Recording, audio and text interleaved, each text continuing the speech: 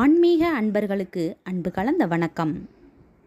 பணம் என்பது சாட்சாத் மகாலட்சுமியின் அம்சம் என்றாலும் அது பல இடங்களில் போய் பல பேருடைய கைகளில் புழங்கி நம் வீட்டில் வந்து சேர்கிறது. இப்படி சேரும் பணம் வீட்டில் எங்கெல்லாம் வைக்கலாம், எப்படி வைக்க வேண்டும், எங்கு கட்டாயம் வைக்கவே கூடாது, அப்படி வைத்தால் என்ன நடக்கும், பணம் மேலும் மேலும் பெருக என்ன செய்ய வேண்டும், பணத்தை ஈர்க்கும் தந்திரம்தான் என்ன? பணம் என்பது நிரந்தரமான ஒன்று அல்ல. இன்று உங்கள் கையில் இருக்கும் பணம் நாளை வேறு ஒருவருடைய கைகளில் இருக்கும். இப்படி நிலையில்லாத பணத்தை நம்மிடம் நிலை பெற செய்வது எப்படி என்பதை தான் இந்த பதிவின் மூலம் தெரிந்து கொள்ள இருக்கிறோம். வாருங்கள் பதிவிற்குள் போவோமா? பணம் நம்முடைய கைகளில் முதலில் தேக்கி வைத்திருக்க கூடாது. பணத்தை தேக்கி வைத்திருந்தால் அந்த பணம் மேலும் மேலும் எப்படி பெருகும்? வருகின்ற பணத்தை செலவு செய்து கொண்டே இருந்தால்தான் அது மேலும் பெருகும். இது பணத்தினுடைய சூட்சம விதி. இதை தெரிந்தவர்கள் பணத்தை ஒருபோதும் தேக்கி வைப்பது இல்லை. பல பேருடைய கைகளில் பட்ட பணம் தோஷம் ஆகிறது. ஆகவே பணத்தை மட்டும் ஒருபோதும் பூஜை அறையில் வைத்துவிடக்கூடாது. பணம் மகாலட்சுமியின் அம்சமாக இருந்தாலும் மொத்தமாக பணத்தை பூஜை அறையில் வைத்தால் பண தடை உண்டாகும் என்பது ஐதீகம். பூஜைக்காக ரூபாய் நோட்டுகளை பூஜை அறையில் வைத்தாலும் பின்னொரு நேரத்தில் அதனை உடனடியாக அப்புறப்படுத்திவிட வேண்டும். சில்லறை காசுகள் பூஜை அறையில் இருக்கலாம், ஆனால் நோட்டுகள் பூஜை அறையில் வைப்பது முறையல்ல என்கிறது பண ஈர்ப்பு விதி. இறைக்கிற கிணறுதான் சுரக்கும் என்பது பழமொழி.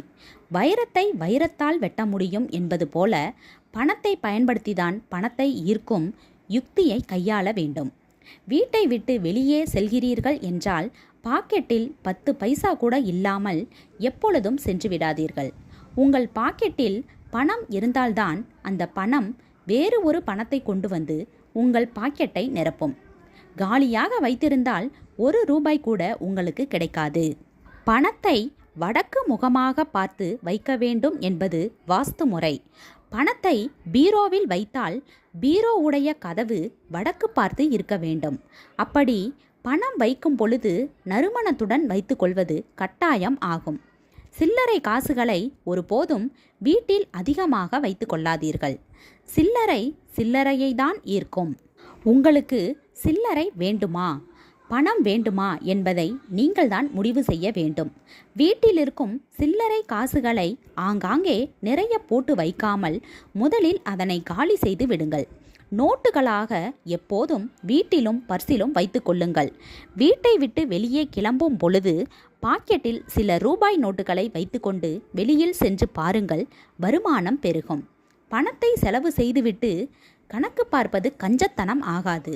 பணத்தை செலவு செய்யவே கணக்கு பார்ப்பதுதான் கஞ்சத்தனம் ஆகும். சிக்கனத்திற்கும் கஞ்சத்தனத்திற்கும் இருக்கும் வேறுபாடு இதுதான். நீங்கள் சிக்கனமாக இருக்கிறீர்களா இல்லை கஞ்சத்தனமாக இருக்கிறீர்களா என்பதை நீங்களே யோசித்து பாருங்கள். கஞ்சனிடம் ஒருபோதும் பணம் சேராது. உங்களிடம் எவ்வளவு பணம் வந்தாலும் அதனை நல்ல வழியிலும் உங்களுடைய ஆசைகளுக்கும் செலவு செய்து கொண்டே இருங்கள். சென்ற இளமை திரும்ப வராது. பின்னால் வாழ்ந்து கொள்ளலாம் என்று நினைக்கும் பொழுது உங்கள் உடம்பில் பலம் இருக்காது. இன்றே வாழ பழகிக் கொள்ளுங்கள். இன்று மட்டுமே நிலையானது என்பதை நினைவில் வையுங்கள். 1000 ரூபாய் கிடைத்தாலும் கோடி ரூபாய் கிடைத்தாலும் அதனை செலவு செய்து கொண்டே இருக்க வேண்டும். அப்போதுதான் நீங்கள் கேட்கின்ற பணம் மீண்டும் மீண்டும் உங்களிடம் வந்து சேரும். தேக்கி வைத்தால் வாழ்க்கையும் தேங்கிவிடும். இது 100% எல்லோருக்கும் நடக்கும்.